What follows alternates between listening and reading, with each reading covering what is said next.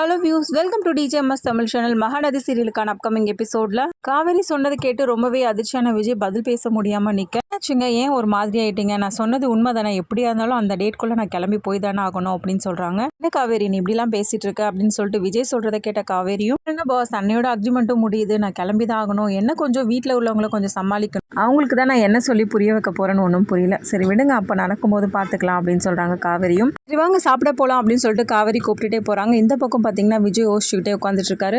மையம் ஒரு மாதிரியா இருக்கும் காவேரி சொல்றதை கேட்டு. காவேரி இந்த வீட்டை விட்டு கிளம்புனா நம்ம தாத்தா பாட்டி கிட்ட என்ன பதில் சொல்றது, எனக்கு ஒண்ணுமே புரியலையே.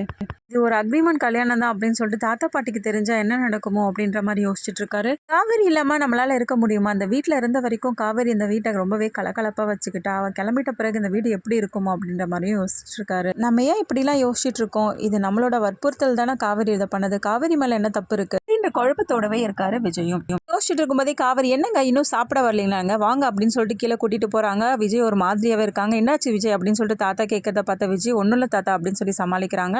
காவேரி பரிமாற விஜய் போதும் அப்படின்னு சொல்லிட்டு சொல்ல, நல்லா சாப்பிடுங்க, ஏன் சாப்பிடாம இருக்கீங்க, ஒழுங்கா சாப்பிடுங்க அப்படின்னு சொல்லிட்டு சொல்றாங்க.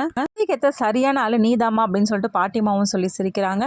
இன்னொரு பக்கம் குமரன் வந்து அம்மாச்சி கிட்ட சொல்றாங்க, இன்னைக்கு நான் நடிச்ச ஏதோ சீரியல்ல இன்னைக்கு தான் வரப்போகுது அம்மாச்சுமா அப்படின்னு சொல்லிட்டு வீட்டில் உள்ளவங்ககிட்டயும் வந்து சொல்றாங்க. எல்லாருமே ரொம்பவே ஆவலோட இருக்க தருணத்துல ஒரு சின்ன சீன்ல வந்து நடிச்சிட்டு போறதை பார்த்து எல்லாருமே ரொம்பவே கோவப்படுறாங்க. என்னடா குமரா கதை விட்டுட்டு இருந்தியா, ஏதோ சீரியல் நடிச்சா அது பண்ண இது பண்ணன்னு சொல்லிட்டு பில்டப்பா விட்டுட்டு இருந்தா, இது என்னது, இது ஒரு சின்ன சீன்ல அது ஒரே ஒரு டைலாக பேசிட்டு போற, இது பெரிய விஷயமா அப்படின்னு சொல்றதை கேட்ட குமரனும், அம்மாச்சி இது பெரிய விஷயம் தான், இந்த மாதிரி ஒரு சின்ன கேரக்டர் கூட கிடைக்காம எவ்வளவு பேர் வந்து தவிச்சிட்டு இருக்காங்க தெரியுமா, மாப்பிள்ள சொல்றதும் கரெக்ட் தான் அத்தை, இப்ப பாருங்க இப்பதானே அவர் நடிச்சிருக்காரு, இதுக்கப்புறம் போக போக பாருங்க அவர் நல்லபடியா வளர்ந்து வருவாருன்ற மாதிரி பேசிட்டு இருக்காங்க. அடுத்ததா குமரன் மாமா நடிச்சதை பத்தியும் வந்து சொல்றாங்க காவேரி கிட்ட. என்ன பில்டப் பண்ணாரு தெரியுமா அப்படின்னு சொல்லிட்டு காவேரி கிட்ட சொல்ல, காவேரியும் ரொம்பவே ஆவலா கேட்க, அதுக்கப்புறம் கிண்டல் பண்றாங்க அவங்க குமரன் மாமாவை. ஆசிரமத்துக்கு போனதை பத்தியும் வந்து சாரதா கிட்டயும் அவங்க குடும்பத்துல உள்ளவங்க கிட்டயும் பேசிட்டு இருக்காங்க. அங்க நம்மளுடைய நதி அப்பளம் தான் வந்து எல்லாத்தையும் வந்து கொடுத்து அனுப்பியிருந்தாரு. எல்லாருமே சாப்பிட்டு நல்லா இருக்குன்னு சொல்லிட்டு இருந்தாங்கம்மா. எனக்கு ரொம்ப சந்தோஷமா இருந்தது. சீக்கிரம் பாருங்களேன் நம்ம பிசினஸ் எப்படிலாம் டெவலப் ஆக போகுது அப்படின்னு சொல்லிட்டு ரொம்பவே சந்தோஷமா பேசிட்டு இருக்காங்க.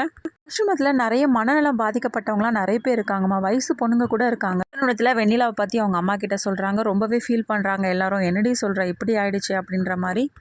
இப்படிதாம்மா ஒவ்வொருத்தரோட கதையும் அங்கே இருக்குது அப்படின்னு சொல்லிட்டு ரொம்பவே இதுவாக சொல்லிட்டு இருக்காங்க.